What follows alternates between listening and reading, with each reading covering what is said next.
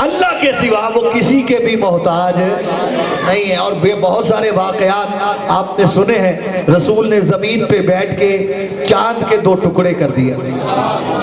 میری بات پہنچے؟ اگر میں ایک جملہ کہنا چاہ رہا ہوں، اللہ کرے میری بات پہنچ جائے، اور میں یقین سمجھے آپ کو ہزاروں سمجھ کے بات کر رہا ہوں، میرے لیے آپ ہزاروں بیٹھے ہیں۔ میں نے پہلے عرض کیا کہ ایک سمجھنے والا وہ ہزاروں پہ بھاری ہوتا ہے۔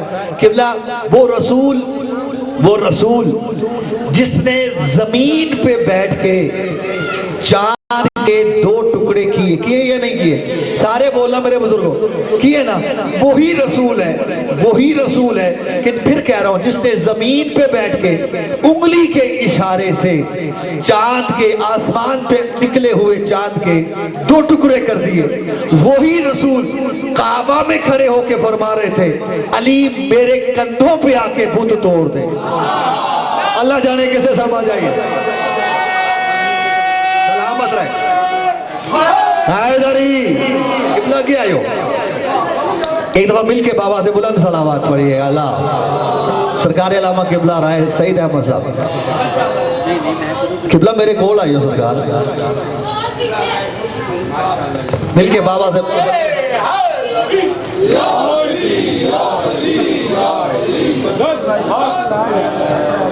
قبلہ تشریف لے آئے۔ اب ان کی تصدیق کے ساتھ ایک جملہ ہدیہ کرنا چاہ رہا ہوں، توجہ چاہ رہا ہوں کہ وہ جو رسول جس نے زمین پہ کھڑے ہو کے آسمان پہ چاند کے 2 ٹکڑے کر دیے، وہی مصطفیٰ کعبہ میں علی سے فرما رہے تھے، علی آ میرے کندھوں پہ چڑھ کے یہ بت توڑ دے۔ توجہ ہے صاحبان؟ تو یا رسول اللہ، یہ آپ زمین پہ کھڑے ہو کے چاند کے 2 ٹکڑے کر رہے ہیں، کیا یہ بت کعبے کی چھت پہ رکھے ہوئے نہیں توڑ سکتے؟ بولو تو صحیح۔ اب ایمان سے بتانا یہ طاقت رسول کی تھی یا نہیں تھی؟ تھی نا؟ رسول چاہتے تو کر سکتے تھے، کوئی کلام نہیں اس میں، لیکن فرمانا چاہتا ہوں سلام، اور جیسی میرے کندھوں پہ چڑھ کے یہ بت توڑے۔ واقعہ آپ نے ہزاروں مرتبہ سنا ہوا، لیکن میں واقعہ سنا مقصد ایک نتیجہ آپ کی خدمت میں ہدیہ کرنا چاہتا ہوں، کیونکہ آپ اتنی مجلسیں سنتے ہیں، نہیں ہوتا، مقصد اس سے نتیجہ لینا ہوتا ہے۔ جیسے ہی رسول نے کہا کہ علی آ بول زحمت کر رہے ہیں، ہمارے قد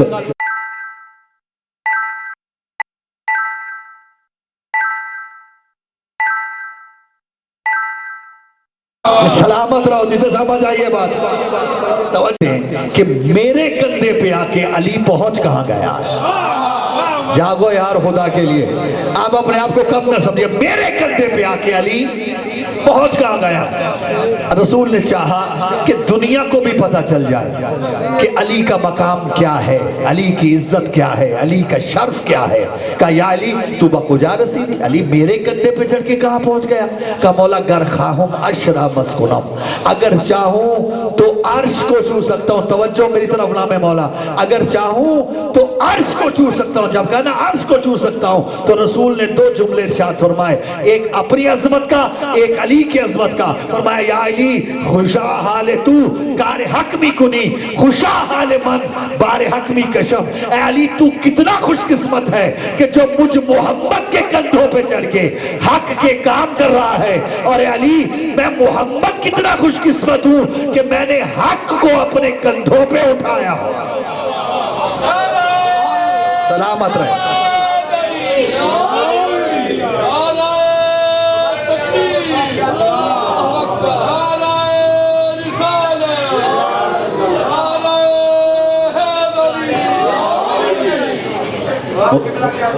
متوجہ صاحبان محترم، قبلہ میں صرف یہ آپ کی محبت اور توجہ کے لیے یہ جملہ کہا، ورنہ میں کہنا کچھ اور چاہ رہا تھا۔ آپ متوجہ ہوئے، اب میں اس بات کے لیے آپ کو وہ کرنے دیں، ان کا کام ہے، ان کا کام ہے، انہیں کرنے دیں، ان کا کام جی انہیں کرنے دیں۔ مل کے بابا سے بلند صلوات پڑھیے۔ اللہ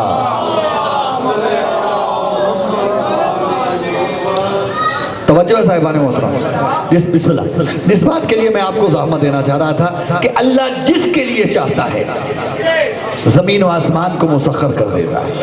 توجہ صاحبہ. اب اگر یہ بات ذہن میں بیٹھ گئی تو اب ایک جملہ سنیے گا. ایک دن امام حسن مجتبیٰ علیہ الصلوۃ والسلام صلی اللہ تشریف فرماتے حضرت سلمان محمدی. توجہ چاروں واقف ہے نا حضرت سلمان سے جو ایمان کے 10ویں درجے پہ فائز ہے. کتنا بڑا ایمان ہے حضرت سلمان محمدی کا.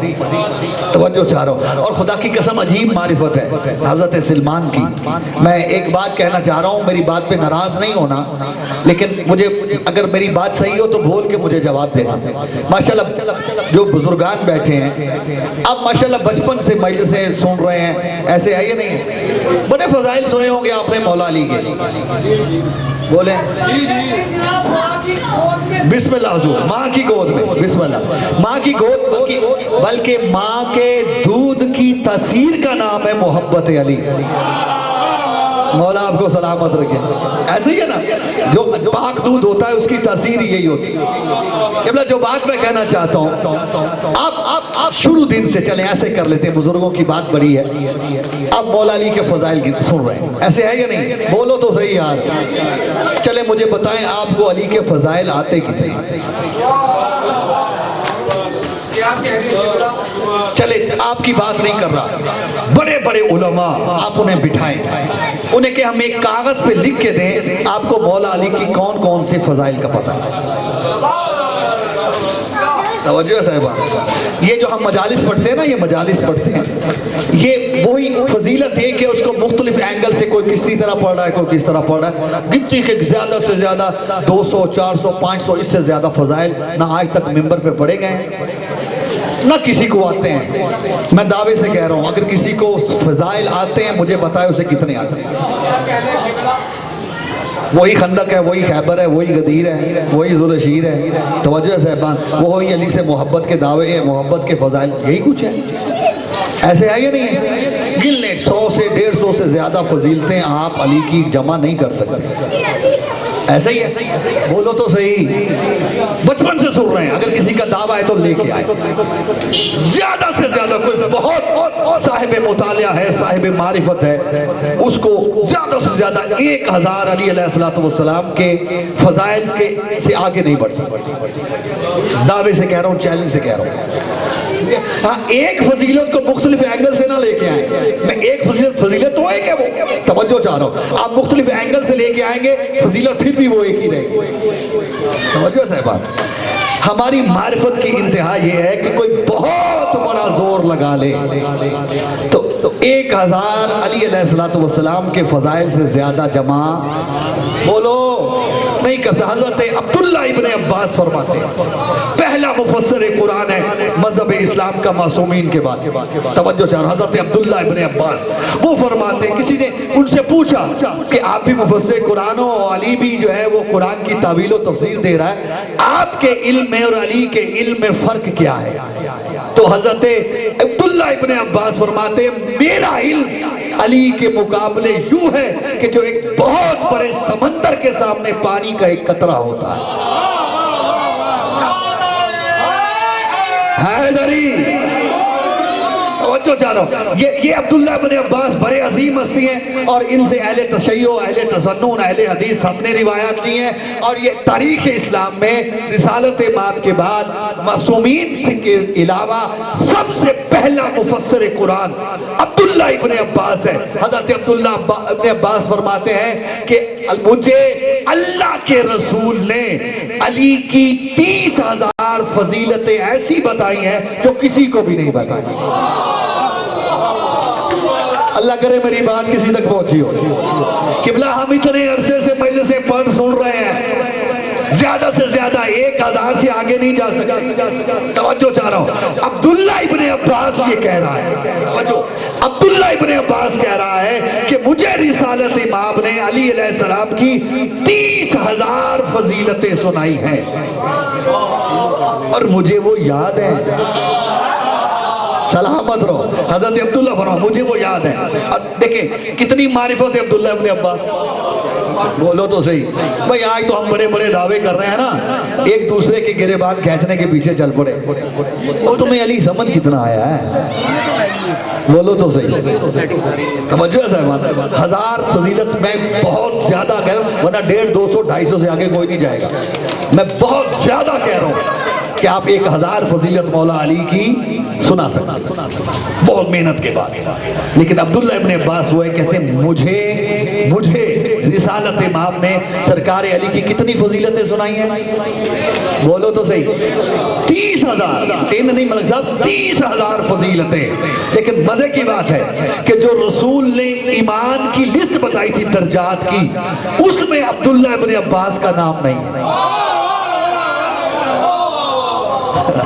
میری بات جس کے لیے میں رحمت دے رہا تھا، وہ جو لسٹ بتائی نا درجات ایمان کی، اس میں حضرت عبداللہ ابن عباس کا نام نہیں. یعنی ان سے کم درجے کا ایمان ہے جو 10 درجے رسالت امام نے بتائے.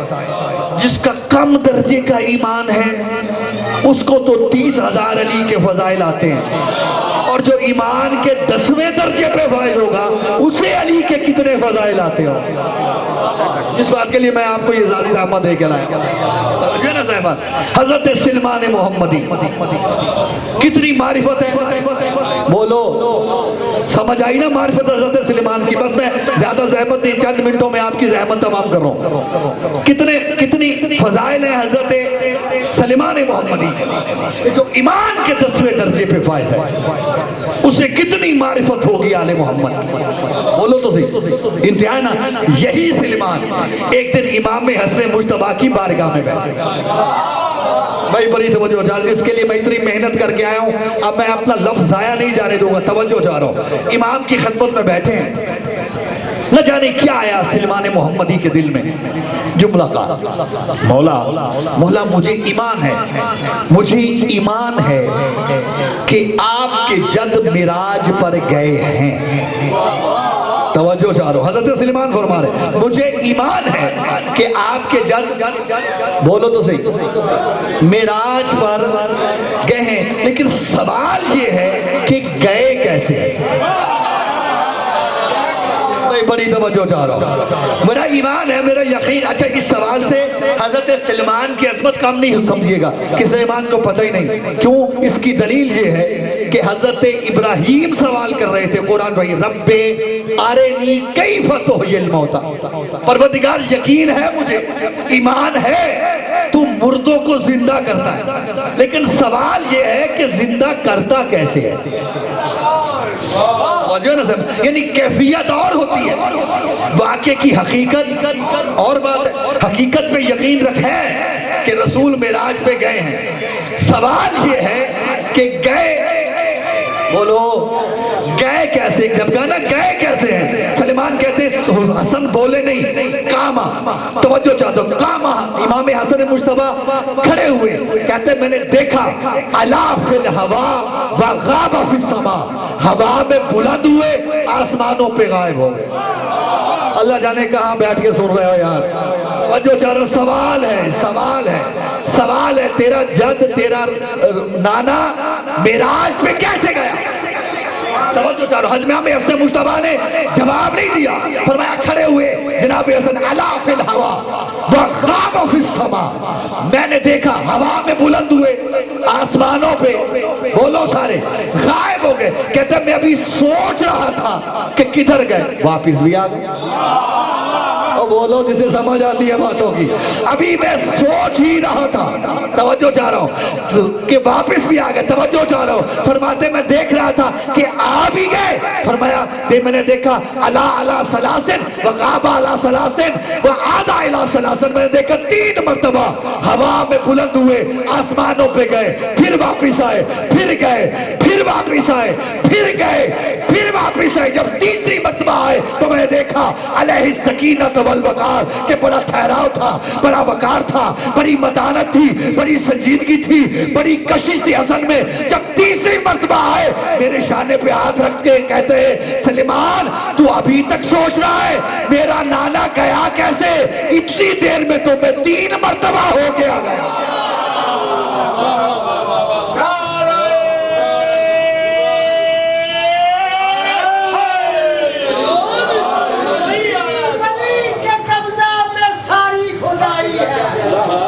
سلامت رہے۔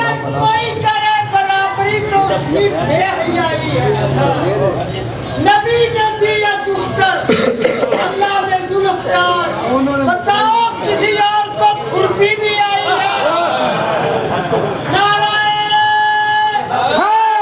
حیدری سلامت رہیں۔ سلیمان تو ایمان کے آخری درجے پہ ہے، ابھی تک سوچ رہا ہے میرا نانا گیا کیسے؟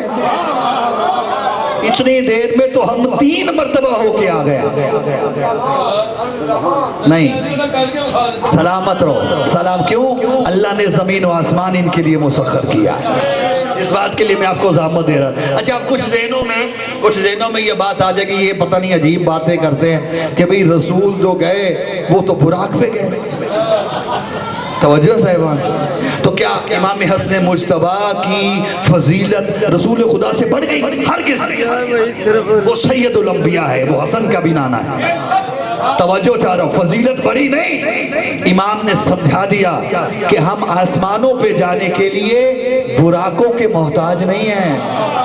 اوے توجہ چاہو، جسے سمجھ میں آئے میری بات، اگر میں جا سکتا ہوں تو میرا نانا بھی براق کے بغیر جا سکتا تھا، لیکن گیا اس لیے نہیں کہ اللہ نے اپنے حبیب کو پروٹوکول دیا تھا۔ توجہ، میرا حبیب خود نہ آنا، آج تجھے جبریل لے کے آئے۔ توجہ صاحبان، یہ پروٹوکول تھا اللہ کے حبیب کا، سید الانبیاء ہے، کوئی معمولی ہستی ہے؟ بولو تو صحیح۔ اب اچھا چلے، بات آئی گئی ہے تو ایک جملہ اور سنتے جائیے گا، میں بس زحمت تمام کر رہا ہوں کہ امام گئے 3 مرتبہ آسمانوں پہ، 3 مرتبہ نیچے آ گئے۔ کہا سلیمان تو ابھی بھی پریشان ہے کہ میرا نانا کیسے چلا گیا؟ دیکھو ہم اتنی دیر میں 3 مرتبہ ہو کے، بولو آ گئے یا نہیں آ گئے؟ مجھے جملہ یاد آ گیا، ایک علامہ سرکار علامہ علی نقی نقن رحمت اللہ علیہ، خدا ان کے درجات بلند فرمائے، بڑی عظیم شخصیت تھے، صاحب اجتہاد تھے، مجتہد تھے، بڑے عظیم خطیب اور معرفت رکھنے والے تھے۔ انہوں نے ایک جملہ کہا کہ دنیا آج تک اس بات پہ حیران ہے کہ رسول خدا زمین سے اٹھ کے آسمانوں کی بلندیوں پر چلے کیسے گئے؟ کوئی کہتا نہیں جی یہ معراج جسمانی نہیں جی، روحانی تھی جی، روح تو کہیں بھی جا سکتی ہے۔ کہتے دنیا اتنی پریشان ہے اس مسئلے پہ کہ رسالت مآب، توجہ میری طرف رکھیے گا، رسالت مآب زمین سے اٹھ کے او ادنا کی منزل تک کیسے چلے گئے؟ اور قبلہ یہ جو دعویٰ کرتے ہیں نا، اس کے پیچھے بہت ساری فلسفی بحث ہے۔ اب آپ نہ آپ متحمل ہیں نہ میں آپ کے سامنے اتنا وقت ہے میں کر سکوں، صرف اتنا سمجھ دنیا آج تک پریشان ہے کہ زمین سے اٹھے آسمانوں پر تک چلے کیسے گئے؟ نقل صاحب فرمایا کہتے دنیا جانے پہ پریشان ہے، وہ فرماتے میں اس بات پہ پریشان ہوں کہ ادھر کی مخلوق ہو کے ادھر آ کیسے گئے؟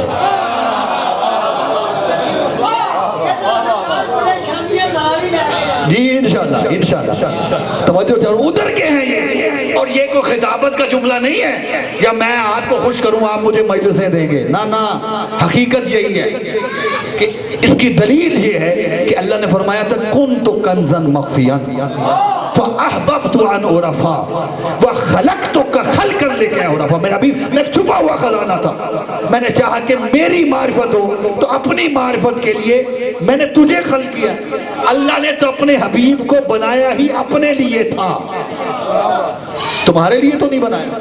بولو تو صحیح، اس کی دلیل قرآن کی آیت سے دوں، یہی وجہ ہے کہ جب رسول کو اللہ نے بھیجا تو اللہ فرمایا لَقَدْ مَنَّ اللَّهُ عَلَى الْمُؤْمِنِينَ إِذْ بَعَثَ فِيهِمْ رَسُولًا مِّنْ أَنفُسِهِمْ، کہ اللہ نے فرمایا میرا مومنوں پر احسان ہے کہ میں نے ان جیسوں میں اپنا مصطفیٰ جیسا رسول بھیج دیا۔ یعنی اللہ سمجھانا چاہتا تھا بنایا اپنے لیے تھا تو میرا احسان نہیں کہ میں نے تم میں اپنا محبوب بھیج دیا۔ میری بات سمجھ میں آئی ہے صاحبہ؟ تو یہ ادھر کی مخلوق ہیں، ادھر کیسے آئے؟ توجہ ہے نا صاحبہ؟ کس لیے آئے؟ میری اور آپ کی ہدایت کی، مجھے اور آپ کو جنت کا رستہ دکھانے کا، مجھے اور آپ کو گمراہی سے بچانے کا، اور یہی وجہ ہے کہ اللہ نے ان کی اطاعت کو واجب قرار دیا۔ توجہ چاہ رہا ہوں، جو ان کی اطاعت کرے گا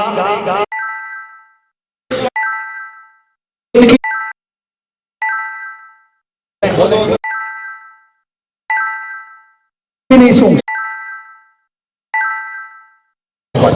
لیکن ایک پیغام چھوڑ کے جا رہا ہوں، توجہ چاہ رہا ہوں، کیونکہ میرا اپنا گھر ہے، مجھے یہاں کچھ بھی نہیں ثابت کرنا، صرف ایک بات کہنا چاہ رہا ہوں کہ ان کی محبت، ان کی معرفت، ان کی اطاعت اللہ نے واجب کرا دی۔ اگر کوئی ان سے محبت نہیں کرتا، کوئی ان کی معرفت حاصل نہیں کرتا، کوئی ان کی اطاعت نہیں کرتا، تو وہ یاد رکھے اس کا جنت میں جانا محال ہے۔ لیکن اگر کوئی محبت بھی کرتا ہے، معرفت بھی رکھتا ہے، اور جو یہ کہتے ہیں وہ کرتا ہے، اپنی مرضی سے دین کو نہیں چلاتا، جو ان کی اطاعت کرتا ہے، جو یہ کہتے ہیں وہی کرتا ہے، تو اس کے لیے انہوں نے جنت کو اتنا سستا کر دیا، فرمایا میرے حسین کے غم میں ایک آنسو بہا۔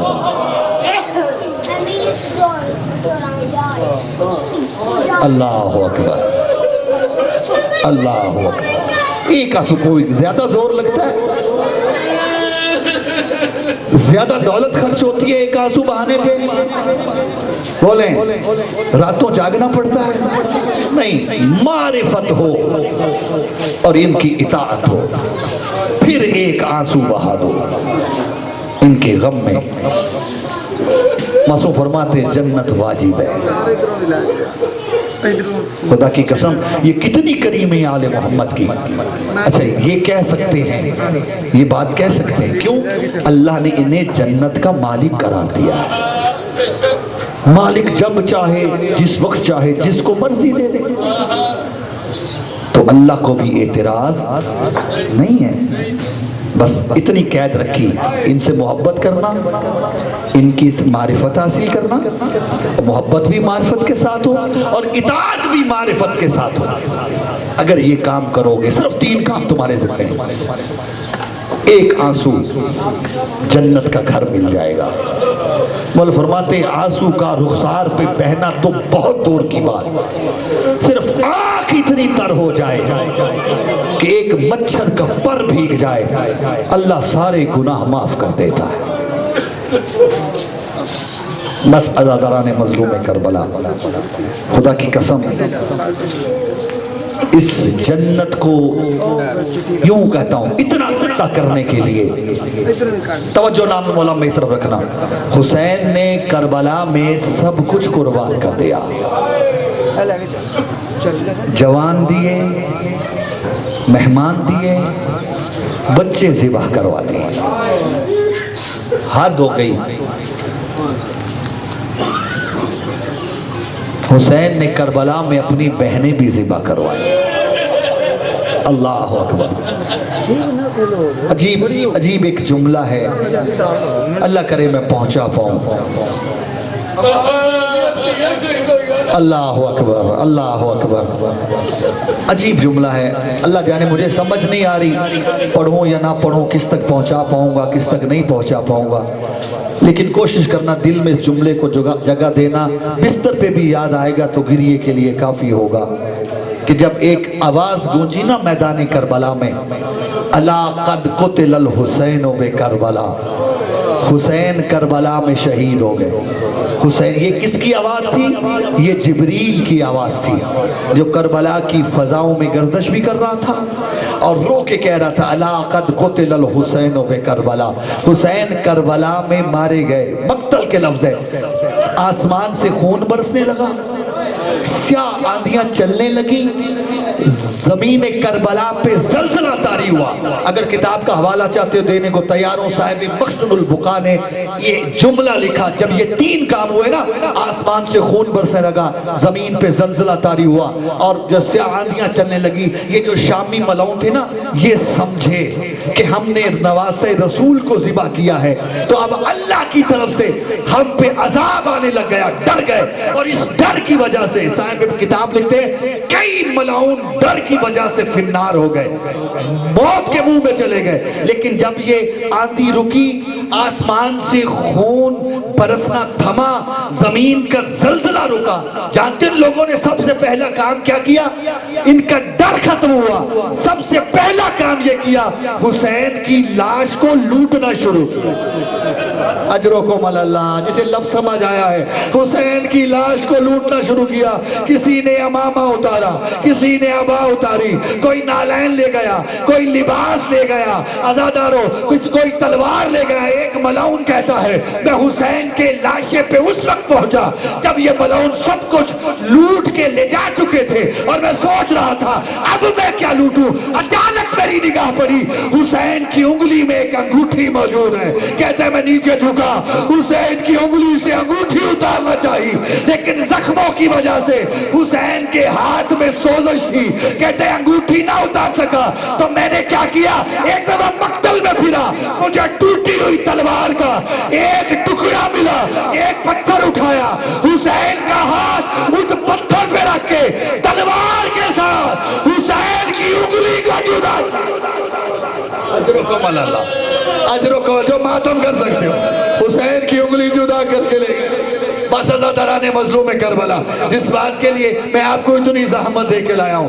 دوسرا کام ان ملعونوں نے یہ کیا، اہل بیت کے خیموں کو لوٹنا شروع کیا۔ عزاداروں خیموں کو آگ لگا دی، خیموں کو آگ لگا دی، نبی زادیوں کے سروں سے چادریں اتارنے لگے۔ وہ عزاداروں کیا سمجھتے آپ، کسی بی بی نے چادر بڑی آسانی سے دے دی ہوگی؟ جن کے دل میں آل محمد کے پردے کا غم ہے، خدا کی قسم نبی زادیوں نے چادریں آسانی سے نہیں دی۔ صاحب مقتل کہتے ہیں جیسے ہی کوئی سی بی بی کے پاس یہ ملعون آتے نا چادر سینے کے لیے، بی بی بڑی سختی کے ساتھ اپنی چادر کو پکڑ لیتی، دوسرے کونے سے پکڑ کے یہ ملعون کھینچتے، جب یہ نہ چھڑوا پاتے عزاداروں بی بی چادر کو بچا لیتی تو یہ ملعون بی بی پہ تازیانوں کے وار کرتے، اتنے تازیانے مارتے بی بی بے ہوش ہو کے گر جاتی، پھر کہیں یہ چادر اٹھا کے لے جاتی۔ اجرکم اللہ، سوائے غم آل محمد کے کوئی غم نہ دیکھے گا۔ بس عزاداران مظلوم کربلا، میں نے زحمت کو تمام کیا، چل گئے خیمے۔ جس بات کے لیے میں آپ کو اتنی زحمت دے کے لایا ہوں، اگر میں جملہ سمجھا گیا میری اور آپ کی بخشش کے لیے کافی ہے۔ چل گئے خیمے، آل محمد کے بچے صحرا میں بکھر گئے۔ عزاداروں نبی زادیاں بچوں کو ڈھونڈنے لگی، اللہ کرے میری بات پہنچے، سارے بچے مل گئے لیکن 3 بچے نہ مل پائے۔ جانتے ہو کون؟